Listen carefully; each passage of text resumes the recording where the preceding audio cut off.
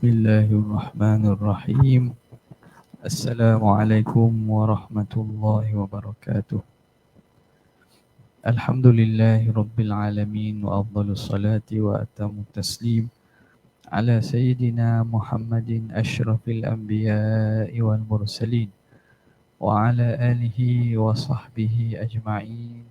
Subhanaka la ilma lana illa ma 'allamtana innaka antal alimul hakim. ولا حول ولا قوة إلا بالله العلي العظيم. رب اشرح لي صدري ويسر لي أمري واحلل عقدة من لساني يفقه قولي وسدد لساني واهد قلبي بحق سيدنا محمد صلى الله عليه وسلم. اللهم ألهمنا بالعلم وزينا بالحلم وأكرمنا بالتقوى وجملنا بالعافية. اللهم أخرجنا من ظلمات الوهم وأكرمنا بنور الفهم وافتح علينا بمعرفة العلم وحسن أخلاقنا بالحلم وجعلنا ممن يستمعون القول فيتبعون أحسنه والحمد لله رب العالمين. Alhamdulillah, kita bersyukur kehadrat Allah yang memberi kepada kita taufik dan memberi kepada kita kelapangan masa pada pagi ini untuk sama-sama kita meneliti perbincangan dalam akidah daripada kitab Anwar Bahiyah ini.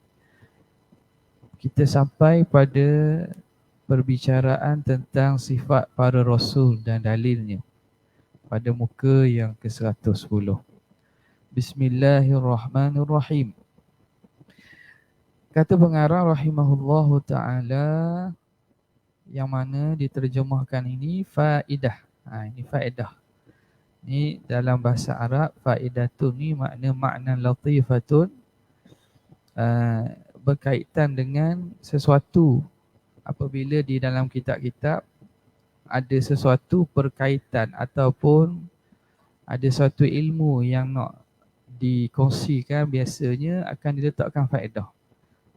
Yang mana merujuk kepada satu isu ataupun satu masalah ataupun beberapa masalah yang berkait dengan perkara itu, sama ada secara langsung atau tidak langsung, yang nak dikongsikan kepada kita. Kata pengarang, lupa adalah mustahil atas para rasul, iaitu pada perkara-perkara yang disampaikan daripada Allah Ta'ala dan pada perkataan-perkataan mereka.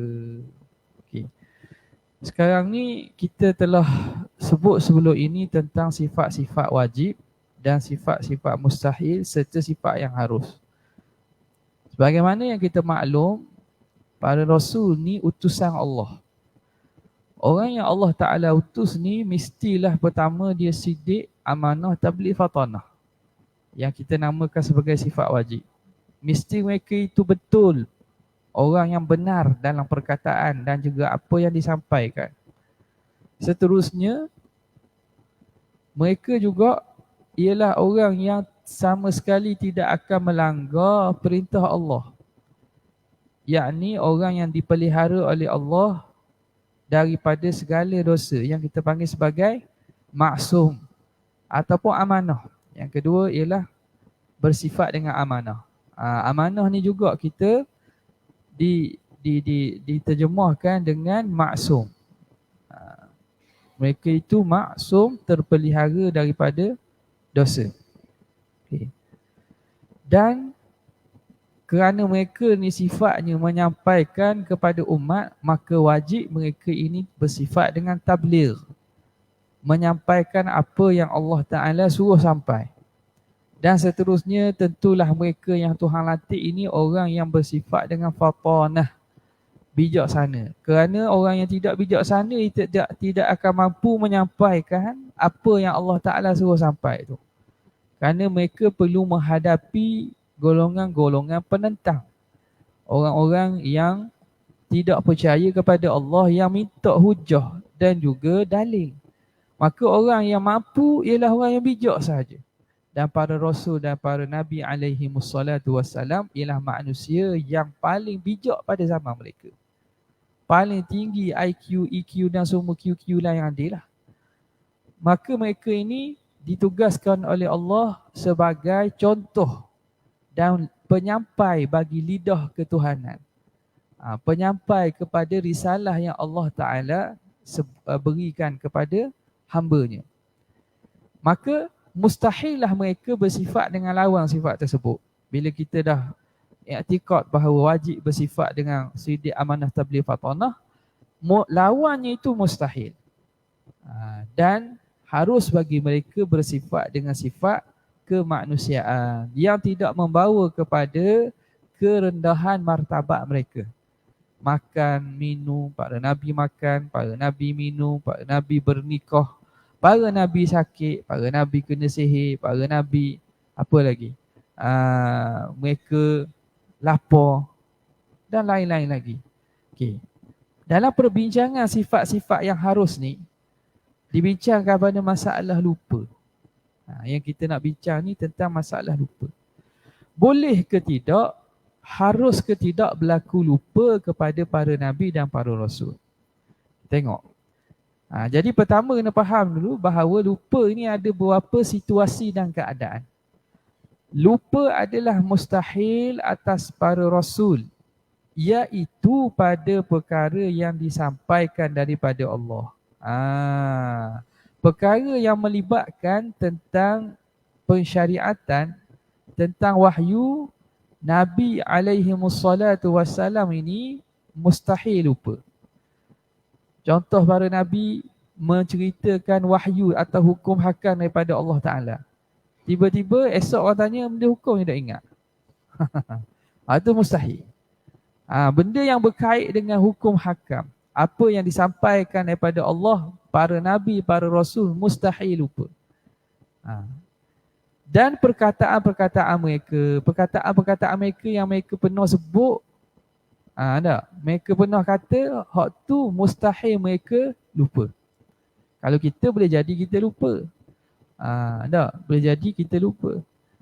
Saya kata gitu ke? Nampak tak? Saya pernah kata gitu ke? Jadi benda ini bila berlaku pada diri Nabi dan Rasul akan menimbulkan keraguan. Macam mana dulu kata lain, sekarang kata lain. Tak? Dulu janji lain, sekarang janji lain. Dulu kata gini, sekarang kata gitu. Berlaku, manusia berlaku tu tak pelik. Cuma dia ngaku je. Kita berlaku lupa pada perkataan. Saya tak ingat saya kata gini, kata saya tak pernah kata. Kata ada sungguh. Zaman ni jangan main. Zaman ni orang rekod. Rakaman ni tak. Kalau seorang yang bercakap tu, kalau direkod, di live kan ada rakaman, orang cari balik. Cari balik dia cakap apa 2-3 tahun. Hak 10 tahun boleh cari lagi. Cari. Zaman ni dia kata gini-gini. Zaman sekarang kata gini-gini. Tengok. Bila kita tanya, awak kata begitu ke tak? Kata dah. Orang pun keluar ke dalam. Ini rakaman dia bergiam-giam. Manusia lupa biasa. Kadang-kadang dia lupa betul lah. Dia dah ingat dia kata apa dahulu. Sekarang dia kata lain, dulu kata lain. Dah. Dia kata ke orang, masa dia kata ke orang, tiba-tiba masa kena ke dia pula tak mengaku. Paku dulang, paku serpih mengata orang, dia yang lebih. Peribahasa Melayu tak. Jadi perkataan manusia lupa pada perkataan tu tak boleh. Tak boleh kerana sifat manusia ni ialah lupa. Innama summiyal al-insan linisyanihi wa ma awwalu nasin illa awwalun nasi. Sesungguhnya dinamakan manusia tu kerana nisyan. Ada sebahagian ulama mengatakan manusia tu insan daripada perkataan nisyan, lupa. Ada khilaf lah. Ni sebahagiannya mengatakan asal perkataan insan tu daripada nisyan. Nisyan ni bahasa Arab maknanya lupa. Wa ma awwalun nasin illa awwalun nas. Dan tidak adalah manusia yang lupa mula-mula ialah manusia yang pertama, iaitu Nabi Adam alaihissalam. Bila dia makan daripada pohon khuldi dalam syurga, apa jawabnya? Allah Ta'ala cerita, fanasiya walam najid lahu azma. Fanasiya, Adam telah lupa. Walam najid lahu azma, kami tidak dapati dia ni sungguh. Jadi Tuhan menisbahkan Adam ni nasiya, dia lupa. Maka Lupa kita tu tak pelik. Okey, para nabi, para rasul alaihimussalatu wassalam, lupa pada perkataan ni tak berlaku. Sebab apa? Sebab dia akan menimbulkan keraguan. Macam mana? Dia tak ingat dia kata apa. Macam mana? Dulu dia kata wahyu begini, sekarang kata wahyu begini. Ni mustahil lupa pada perkara yang disampaikan daripada Allah dan pada perkataan-perkataan mereka itu. Kalau percakapan, para nabi dan para rasul ni takkan lupa. Kerana jika berlaku lupa pada rasul, maka timbullah keraguan dalam hati orang yang lemah iman. Kalau para nabi ni dah ingat dia khabar benda. Dia dah ingat wahyu apa yang turun. Dia tak ingat bahawa dia penuh beritahu begiam. Maka apa akan berlaku? Orang mungkin akan petikai lah. Betul ke tak ni hak khabar dulu? Hak sekarang ni betul ke? Hak dulu betul? Jadi timbul kekeliruan dan keraguan dalam hati orang yang lemah iman. Maka wajiblah para nabi ni Allah Ta'ala jadikan dia tak lupa. Mereka ni tidak lupa. Hal itu menafikan pangkat kerasulan mereka. Yang patutnya utusan yang Allah Ta'ala utuh ni mesti kena ingatlah. Mesti kena sedar. Takkan percakapan dia tu bertukar-tukar sama. Bertukar-tukar sama. Tak. Dia akan ingat dan tak akan lupa. Adapun lupa pada perbuatan. Ni masalah lupa pada perbuatan para rasul.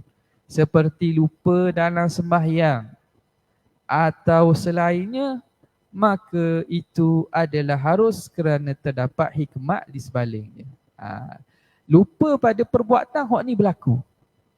Para nabi dia lupa pada perbuatan. Dan dalam kita bila tengok dan teliti kepada sirah Nabi berlaku. Nabi tak ingat dia buat gini. Nabi lupa dia buat begiam. Itu berlaku. Antaranya dalam hadis ceritakan pada ketika Nabi sakit, dia disihir. Sehingga dia lupa. Dia tanya isteri dia, aku semayang tak lagi ni? Dia semayang dah tapi dikhayalkan macam dia tak semayang lagi. Jadi lupa yang berbentuk perbuatan ni tak ada masalah. Dia tidak mencacatkan diri para rasul dan para nabi. Dan juga kita dapati bahawa dalam hadis berlaku lupa Nabi dalam semayang. Nabi lupa dalam semayang. Pernah satu hari ada menceritakan pada semayang Zuhur, ada kata pada semayang Asar. Lepas daripada 2 rakaat, Nabi SAW beri salam. Maka bangun seorang sahabat bertanya, seorang sahabat bertanya, gelaran dia Zulyadain. Zulyadain tanya pada Nabi, Ya Rasulullah, aku siratis salatu am nasita? Ya Rasulullah, adakah sembahyang dikosorkan atau kamu lupa? Dia tanya Rasulullah sebab sepatutnya sembahyang 4 rakaat asar. Tiba-tiba Nabi sembahyang 2 bagi salam. Adakah lupa kamu kosor sembahyang ke ataupun kamu lupa? Nabi tak tahulah. Nabi kata bal kullu dzalika lam yakun. Nabi kata tak belaka kosor pun tak. Lupa pun tak. Kerana Nabi ingat bahawa sembahyang dia dah cukup. Lalu Rasulullah tanya kepada sahabat ni, Asadaqal Zulyadain? Betul ke Zulyadain kata tadi? Maknanya sembahyang Nabi sedar. Sembahyang tak cukup ni. Nabi tanya para sahabat lain untuk mengesahkan. Betul ke tak? Betul ke tak? Sahabat kata betul. Maka Nabi pun bangun, tambah lagi 2 rakaat dan sujud sahwi. Jadi berlaku lupa dalam perbuatan Nabi SAW ini perkara biasa. Sebab apa? Dia tidak ada mencacatkan tugas dia sebagai Rasul dan penyampai wahyu. Bahkan dia kata ada apa? Adalah harus kerana terdapat hikmah di sebaliknya. Ada hikmah di sebaliknya. Lupa Nabi pada sembahyang ni ada hikmat. Hikmatnya apa? Nabi nak ajar umat kalau terlupa dalam sembahyang nak buat ke mana? Tok Imam lah. Kalau kita ikut Tok Imam tak. Kita pun sama kalau kita sembahyang seorang. Kalau Tok Imam lupa nak buat ke mana? Jadi Nabi ajar buat gini. Maka lupa Nabi itu hikmatnya ialah sebagai tasyri', pensyariatan hukum kepada umat. Jadi Nabi di sini Allah Ta'ala jadikan lupa tu ada hikmat besar pula situ.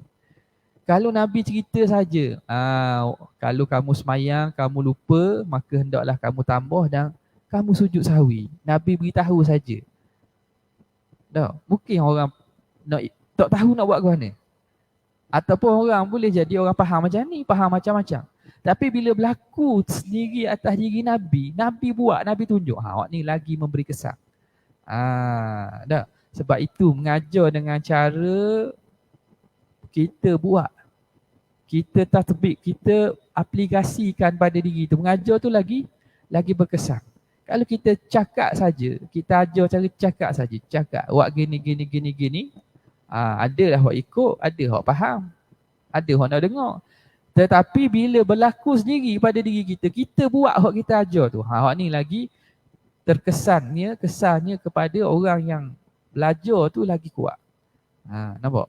Maka Rasulullah lupa tu berlaku pada diri Nabi sendiri. Maka sahabat pun tengok, kalau berlaku gini. Dan diriwayatkan oleh para imam-imam hadis bahawa sepanjang Rasulullah sallallahu alaihi wasallam menjadi imam kepada kaum muslimin, para sahabat ni Nabi tidak lebih lupanya daripada 3 atau 4 kali gitu je. Setengah kata 4 atau 5 kali sekadar tu saja. Makna tak lebih pada sebelah tangan. Lupa Nabi, ada kadang lupa tinggal tahiyat, ada kadang lupa cukup tak cukup rakaat. Jadi keadaan lupa ni yang berlaku kepada diri Nabi ni tak banyak. Kalau kita banyak lupa tak mayang. Dok ingat rakaat. Nabi dalam sepanjang Nabi jadi imam kepada sahabat hanya sekadar 4 atau 5 kali tu je.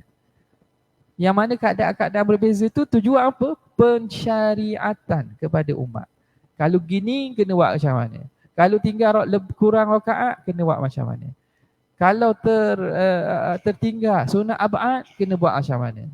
Jadi perkara-perkara ini menjadi pengajaran kepada kita pula. Tok Imam kena buat mana. Benda ni tak boleh nak belajar dengan cara saja-saja. Tak boleh. Kalau contoh kita mengaji bab masalah semayang kan. Kalau kita tinggal sunat ab'ad boleh tahan lagi sebab sunat. Kalau kita tersalah tambah rukun, tersalah tambah rakaat atau kurang rakaat, nak buat macam mana? Tok Imam tak boleh saja buat salah. Kita belajar dah ni, kita nak praktik malam ni. Kayak gini saya semayang, saya akan semayang kurang. Tak boleh gitu, tak boleh. Tak boleh buat-buat. Salah ni tak boleh buat-buat semayang. Kayak gini, kita semayang lagi, saya akan tambah rakaat. Saya nak uji para makmum, ingat dah belajar tadi. Tak boleh gitu. Benar? Tak usah khabar pun tak boleh kok. Tok Imam tak khabar pun tapi dia buat tu sengaja. Tak ke batal semayang dia. Kalau perbuatan dia itu perbuatan yang membatalkan. Dia ada sujud sahwi kerana melakukan perbuatan yang mana kalau sengaja batal. Kalau tak sengaja tak batal. Ada. Kalau sunat ab'ad ada apa sunat. Makna kita buat tak buat tak apa lah. Tapi ada sujud sahwi ni sunat kerana imam melakukan perbuatan kalau sengaja batal. Kalau buat sengaja batal. Tapi kerana tak sengaja tak batal. Macam tambah rakaat. Tambah rakaat tu imam tak sengaja tak batal. Tapi kalau tu imam sengaja batal. Tambah rukun contohnya. Dia sujud. Sujud 2 kali dah. Dia tak ingat sekali ke dua. Dia pun sujud sekali lagi. Jadi 3 kali sujud. 3 kali sujud. Kalau tambah sujud tu jadi batal kalau sengaja. Tapi kerana Tok Imam tak ingat, tak batal. Nampak? Ni masalah ni kadang bila hok mengaji pun kuliah-kuliah kita buat di masjid-masjid. Cerita bab ni. Berlaku, molek-molek ada berlaku. Allah Ta'ala kadang buat tu, bila ngajar tu, tak payah buat, berlaku sungguh. Berlaku dengan cara Allah Ta'ala tentu gitu dah. Tak apa dah. Ada berlaku setempat masjid belah tempat saya tu. Dia cerita ngadu ke Tok Imam, ngadu Tok Imam. Dia kata, ustaz, masa belum minggu lepas tu, Tok Imam ni, dia salah buat. Salah buat ke mana? Dia tinggal tahiyat awal. Bila dia tinggal tahiyat awal, dia pun bangun. Jadi makmum ni, katalah subhanallah. Tok Imam gitu turun semula. Tok Imam bangun tegak dah. Jawabnya, bila Tok Imam tinggal tahiyat awal, dah tegak bangun, Tok Imam tak boleh turun. Tok Imam. Jadi Tok Imam bangun dah. Terabur sekali. Jadi, bila Tok Imam turun balik, jadi isu lah. Bila Tok Imam turun balik, sebab apa? Tok Imam gelabah lah. Orang kata subhanallah gelabah. Jadi, Tok Imam tu ngaji dah. Bak tu kita ajar dah situ. Tapi bila berlaku pada diri sendiri, dia tak tahu nak buat. Tak nak mikir gelabah. Sebab salah dalam semayang ni bukan berlaku sokmo. Dia tak berlaku sokmo. Jarang-jarang. Bila jarang-jarang ni, kadang ingat, kadang tak ingat. Walaupun kita ngaji dah kitab-kitab fiqh, tapi mari gelabah. Mari gelabah. Jadi Tok Imam ni turun semula. Turun semula. Sebaik Tok Imam urusi masjid. Kalau tak berani nak kata kuat-kuat. Dia turun kita je. Tak tegur sikit lah. Jadi saya pun kata tak apa lah minggu depan. Kata tak apalah minggu depan. Patut kabur awal kata. Patut minggu depan. Patutnya Tok Imam tak boleh turun lah bila dah bangun dah. Makmum pula, bila Tok Imam bangun, makmum wajib kena bangun. Makmum tak boleh duduk tahiyat awal. Makmum kena bangun, tinggal tahiyat awal sekali dengan Tok Imam. Tapi bila Tok Imam bangun, dia duduk pula, makmum nak buat macam mana? Makmum kena bangun. Makmum tak boleh kekal duduk. Dah Tok Imam turun semula dah kan. Kita tengah duduk lagi. Kita duduk sekali, tak boleh. Salah tu. Jadi Tok Imam ni turun, makmum kena bangun. Pelik kot tu dah. Pelik kata kan, Tok Imam pun bunyi. Bunyi dalam hati lah. Kalau bunyi luar batal terus. Bunyi dalam hati kata. Tadi kata subhanallah suruh aku turun. Bila aku turun, dia bangun pula. Molek-molek turun, dia bangun pula. Tapi memang cara dia gitu. Sebab apa? Sebab bangun. Bila imam telah bertukar daripada sunat kepada rukun. Qiyam tu kan rukun kan, rakaat ketiga. Makmum wajib kena tinggal, tahiyat awal kena bangun. Atau kalau Tok Imam lupa, tersalah turun pun makmum kena bangun juga. Dia tak boleh kekal dalam keadaan duduk tadi. Sebab duduk Tok Imam tu salah. Jadi, tanya pada kita. Semayang isyak tu, kawang jadi imam. Kawang tu lupa suti lupa. Lupa super macam soalan tadi. Lupa hak berlaku dulu, kawang kita. Jadi Tok Imam, dia lupa juga. Dia tinggal juga tahiyat awal tapi dia buat betul. Jadi buat betul. Jadi makna masa semayang tu, semayang isyak tu, dia semayang dia dah ingat tahiyat awal. Dia bangun terus. Baguslah dia. Yang orang ngaji pun orang balik Mesir. Dia balik Mesir. Kalau turun juga kita sakit kepala. Tak memang orang ngaji pun. Orang balik Mesir. Baru balik Mesir. Jadi dia lepas tinggal tahiyat awal, dia bangun terus. Jadi dia bangun terus. Jadi orang kata tu, lepas tu Tok Imam hak dulu, mari jumpa kita. Saya bukan dia. Sebab dia dengar orang bunyi, depan belakang bunyi kata, ni betul. Hak ni gini betul. Maknanya Tok Imam bila dah bangun tak boleh turun. Jadi jumpa kata ustaz, bukan. Tak ingat ustaz gelabah dia kata. Gelabah. Kita tahu dah, tapi gelabah. Bila orang kata subhanallah, dia turun juga. Nampak? Jadi bila Rasulullah sallallahu alaihi wasallam ni berlaku lupa kepada diri baginda, kita pun tahu nak buat mana. Tahu nak buat mana. Jadi orang yang paling utama untuk kena cakna bahagian ni Tok Imam. Tok Imam yang kena tahu cara dia guana. Sebab dia kena bawa orang. Makmum ni kadang ikut. Ada satu masjid tu, masjid besar lah. Tok Imam semayang tarawih 3 rakaat. Tok Imam semayang tarawih 3 rakaat. Tok Imam harap pula. Baca sedar. Sesejik tak ada orang tegur. Jadi tarawih 3 rakaat. Sesejik tak ada orang tegur. Tak tahu ke takut ke marah di tok arak ni ke guana ke. Tak. Kita betul lah ada tapi kita mufarakah lepas tu. Dah 2 rakaat mufarakah. Tapi sesejik tak ada orang tegur subhanallah. Jadi perkara sedemikian ni bila berlaku kita tahu hukum hakam macam mana nak buat. Harus kerana terdapat hikmat di sebaliknya. Sebab itulah dah Nabi ni lupa dalam semayang ni. Nabi lupa ni kerana lalai ke? Kita lupa semayang ni memang kita lalai. Dah ingat 3 ke 4, 3 ke 4. Dah ingat subuh 2 ke baru se. Nampak tak? 2 ke baru se subuh payah sikit kan sebab dia dah apa ni 2 je kan. Biasanya garik ataupun semayang hok 4 rakaat. Banyak ni dia mari. Bila kita lalai kok nak kalau kita semayang dalam keadaan mama. Nak bangun tidur. Bini kejut bangun tidur nak mayang so.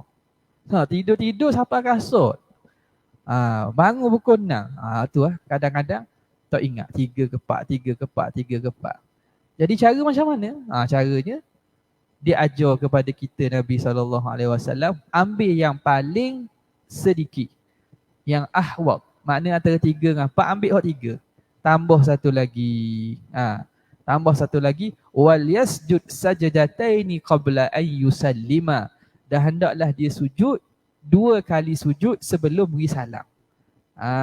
Jadi mazhab kita Syafi'i, kita lupa tambah rakaat ke, tambah rukun ke, kurang rakaat ke, sunat sujud sahwi ni sebelum salam belaka. Mudah. Mazhab Maliki dia tengok ada keadaan sebelum salam, ada keadaan selepas salam. Jadi mazhab kita senang, sebelum salam belaka. Wal yasjud sajdataini qabla an yusallima. Hendaklah dia sujud 2 kali sujud sebelum salam. Dah kalau dak sujud pun tak ada masalah kerana sujud sahwi ni sunat je. Bila faham sujud sahwi ni sunat, makna kalau kita tersalah, syaratnya kita kena betulkan lah. Betul. Kalau kurang ditambah. Kalau lebih jangan ditambah. Dia kata lebih 1 rakaat, 4 rakaat, 5 rakaat. Kok ada, dah pernah kita dengar lah, kata kalau 5 rakaat tambah selagi biar cukup 6, 2 tu jadi semayang sunat. Ni pelik juga ni. 4 rakaat semayang. Jadi kita salah dah 5. Ada orang ajar kata tambah selagi biar cukup 6, biar 2 jadi sunat. Ini fiqh ni kalau dok ngaji ngaruk aja dia ngaruk. Sebab tu kena mengaji. Dah fiqh ni dia cerai rumit kerana masalahnya detail. Dok kena tu kalau 5, tak apalah salah tu. Sujud itu akan menampal, akan mengambuskan dan akan menutup kesalahan tu. Dah kalau kita tak sujud tak ada apa. Kerana sujud sahwi itu hukumnya sunat. Nampak Baik.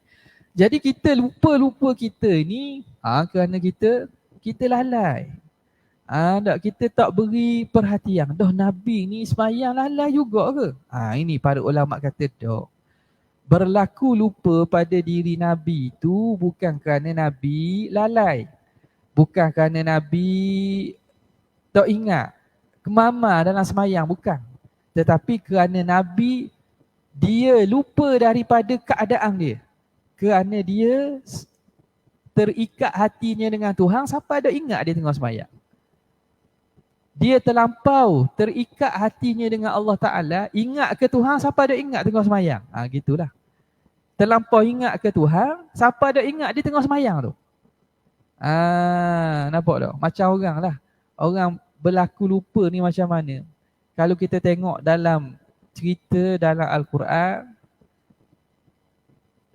dalam kisah Nabi Yusuf alaihi salam, teman-teman Zulaikha, ada bila dibawa tengok kecantikan, ketampanan Nabi Yusuf, lupa tengah kerak buah, sampai terhiris jari.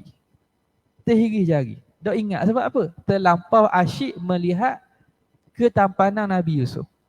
Maka orang yang tengah asyik ni lupa. Dia lupa. Sebab itu kalau orang gila gila kemaruk kepada orang ni, dok ingat makan pun dok ingat, mandi pun dok ingat badang dok terurus. Sebab apa? Sebab lupa. Rasulullah kerana terlampau ingat kepada Allah, terlampau dia muraqabah kepada Allah, dia tak ingat sehingga dia sembahyang tu dok ingat dia sembahyang. Jadi lupa Nabi bukan kerana Nabi lalai, tapi kerana terlampau terikatnya hati Nabi dengan Allah Subhanahu Wa Taala. Ini ulama dia kata, ya sa'ili ar-rasulillahi kaifa saha wasahu min kulli qalbin ghafilin lahi qad ghaba an kulli syai'in sirruhu fasaha amma siwallah fatta'zimu lillahi. Hai orang yang bertanya, ya sa'ili ar-rasulillah kaifa saha. Hai orang yang bertanya tentang Rasulullah, bagaimana Rasulullah boleh lupa? Wasahu min kulli qalbin ghafilin lahin. Dan lupa pada hati orang yang lalai itu, satu kelalaian. Makna lupa bagi hati orang yang lupa tu ialah satu kelalaian. Macam mana boleh kata Rasulullah lupa? Walhal lupa itu lalai. Nabi ni dah ingat, Nabi ni lalai dalam semayang. Boleh berlaku. Walhal benda itu benda yang merendahkan kedudukan Nabi. Apa jawabnya? Qad ghaba an kulli syai'in sirruhu fasaha. Sesungguhnya telah hilanglah hati Nabi daripada selain Allah. Hati Nabi dok ingat selain Allah, ingat ke Tuhan je. Qad ghaba an kulli syai'in sirruhu fasaha, lalu dia menjadi lupa amma siwallah, lupa daripada selain Allah. Fatta'zimu lillah, maka keagungan itu milik Allah Taala saja. Jadi dia kata Nabi lupa ni bukan kerana Nabi lalai dalam semayang kerana ingat benda lain, tetapi Nabi ingat Allah Ta'ala sehingga dia lupa dia dalam semayang. Itu kedudukan maqam para Nabi alaihi wassalatu wassalam. Maka kata pengarang, maka itu adalah harus kerana terdapat hikmat di sebaliknya.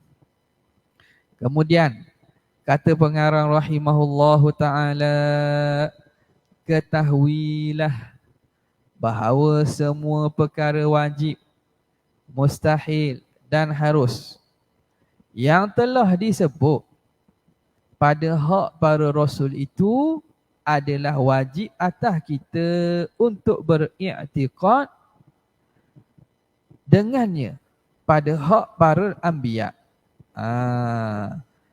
Yang kita sebut sebelum ni tentang perkara-perkara sifat-sifat wajib tersebut dah, dan juga sifat mustahil tu serta sifat harus tu cerita tentang para Rasul. Para Rasul. Jadi wajib kita iktikad juga sifat itu ada pada para Nabi. Ada pada para Nabi. Jadi antara Nabi dan Rasul ni ada perbezaan lah. Alaqah ataupun perkaitannya umum, khusus, mutlak. Macam mana tu? Semua Rasul adalah Nabi. Tapi bukan semua Nabi itu Rasul. Nampak? Dia hubungan subset dia panggil tau. Apa nama ni? Setiap Rasul tu ialah Nabi. Tapi bukan semua Nabi tu Rasul. Ada yang mana dia tu Nabi saja, bukan Rasul. Tapi bila kata dia tu Rasul, tentu dia Nabi. Jadi yang kita bincang sebelum ni, sifat-sifat tu sifat yang wajib pada Rasul. Dah pada Nabi macam mana? Apa yang wajib pada Rasul juga wajib pada para Nabi. Mana-mana Nabi Allah Subhanahu Wa Taala, dia itu bila dia Nabi, maka dia wajib sidik, amanah, tabligh, fatanah. Cuma pada masalah tabligh ni lah, tabligh ada para Nabi dan para Rasul yang mana tidak disuruh untuk menyampaikan. Maka bila tidak disuruh untuk menyampaikan, maka dia sekadar wahyu dan ilmu tu untuk diri dia. Jadi siapa para Nabi tu? Para Anbiya. Para Nabi ialah orang-orang yang Allah Ta'ala wahyukan kepada mereka dengan syariat. Jadi orang-orang ni maknanya bukan orang-orang jaga padi tu, bukan. Orang-orang ni maknanya lelaki lah. Lelaki. Sebab Nabi dan Rasul ni tak ada perempuan. Lelaki yang Allah Ta'ala wahyukan kepada mereka dengan syariat. Tetapi Allah tidak menyuruh mereka untuk menyampaikan kepada makhluk. Tapi para Nabi ni Allah tak wajibkan sampai. Untuk diri dia saja. Boleh jadi manusia akan kembali. Okey dah, bila begitu apa gunanya? Apa guna Allah Ta'ala lantik Nabi? Tugas dia menyampai, Tuhan tak suruh sampai. Tak, Tuhan tak suruh sampai. Apa gunanya Allah Ta'ala lantik dia sebagai Nabi kalau tugas menyampaikan tu tak perlu? Betul lah. Allah Ta'ala tak wajib sampai. Tapi Nabi ni dia ada peranan dalam umat. Para Nabi pada zaman Bani Israel. Ada pada satu zaman berpuluh Nabi. Makna satu masa. Satu masa berpuluh Nabi. Makna bukan seorang saja. Macam zaman Nabi Musa, ada Nabi Harun. Ada Nabi Khadir. Ada nama Nabi lain lagi, Yusha' bin Nun, setengah mengatakan dia Nabi juga. Jadi dalam satu masa tu ada beberapa orang Nabi. Apa tugas ni? Kalau mereka Nabi saja, tak ada dikenakan tugas untuk menyampaikan. Ada tugas dia. Kerana keberadaan para Nabi dalam umat ni rahmat kepada umat tu. Berkat kepada umat tu. Ada Nabi ni jadi Allah Ta'ala akan jadi kesihan belah kepada umat. Allah Ta'ala tak turun bala. Kecuali kaum tu sendiri yang menderhakai Nabi. Ketika itu Allah Ta'ala turun bala lah. Sebab itu mereka ni, para Nabi ni orang soleh. Orang yang Allah Ta'ala kasih. Ada dalam masyarakat itu, orang yang Tuhan kasih, itu menjadi keamanan bagi masyarakat itu. Nampak tak? Waktu orang-orang soleh, para ulama yang Rabbaniyin, para ulama yang soleh ni, ada dalam masyarakat kita. Ada dalam kampung kita contohnya. Orang-orang yang mana soleh, ada dia tu walaupun dia ada, mana dia tu duduk saja je. Ngajar pun tak kadang-kadang lah. Ngajar pun tak. Gaul orang pun tidak. Dia orang soleh ada tu, jadi aman tempat tu. Jadi Tuhan nak kena cubaan dugaan, Allah Ta'ala siang. Kerana sebab dia seorang, Allah Ta'ala alihkan bala. Ada peranan gitu. Jadi jangan kita nafikan peranan masing-masing tu. Dan orang saleh, orang soleh yang ada, orang abid yang ada, mereka ni ada tu barakah dah. Laula syuyukhun rukka'u wa tiflu rudda'u wal bahaimu rutta'u la anzalallahu alaihimu bala'an. Dalam ada disebut bahawa kalaulah tidak kerana orang-orang tua yang rokok, yang kuat ibadat. Rokok ni ada dua makna kuat ibadat. Ada dengan makna rokok tu rokok bokok sabuk. Rokok sabuk makna duduk dah dekat tua sangat dah lah. Watiflur rudda, dan juga anak-anak yang menyusu. Wal bahaimu ratta, dan juga binatang-binatang yang meragu upu. Nescaya kalau dok kerana Tuhan ada dalam masyarakat tu orang gini, nescaya Tuhan akan turunkan bala hapuskan. Tapi kerana adanya orang gini, Allah Ta'ala kesihan. Allah Ta'ala tidak hapuskan dan tidak kenakan bala-bala yang berat. Jadi para Nabi ada ni satu kemuliaan dah bagi umat tersebut. Tapi zaman ni jangan cari Nabi pula. Orang kapur pakak ni apa Nampak tu imam ni hebat ni, warak ni datik tu imam Nabi tak boleh tu. Nabi ni hok pangkat daripada Allah Subhanahu Wa Taala. Tapi peranan dia apa? Walaupun Allah Taala tidak menyuruh mereka untuk menyampaikan kepada makhluk. Tapi peranannya boleh jadi manusia akan kembali merujuk para nabi untuk meminta fatwa. Jadi kadang-kadang nabi ni dia bawa syariat nabi-nabi dan rasul sebelum tu. Tak? Contoh nabi ada zaman Nabi Musa atau selepas Nabi Musa. Dia bawa syariat Nabi Musa. Jadi ada masalah, ada apa-apa isu, pertanyaan, hukum hakam. Orang tanya siapa? Orang tanya para nabi. Kerana Nabi ni lebih mengetahui tentang syariat yang turun kepada Rasul sebelum dia. Jadi Nabi ni tepat untuk minta fatwa. Berlaku apa-apa, rujuk kepada Nabi. Mereka ada tempat rujukan. Zaman sekarang ni ulama'. Sebab itu dikatakan al-ulama' warasatul anbiya'. Para ulama' ini pewaris Nabi. Sebab tugas dia apa? Tugas dia ialah memberi fatwa, menyelesaikan hukum hakam, masalah yang berlaku. Kalau gini saya dengan bini saya dengan tok lelaki saya gini nak buat ke mana? Kalau gini harta saka nak buat ke mana? Wujud siapa? Wujud pada ulama'. Itu para ulama' dipegang tugas para nabi dan rasul pada menyatakan hukum hakam Allah Subhanahu Wa Taala.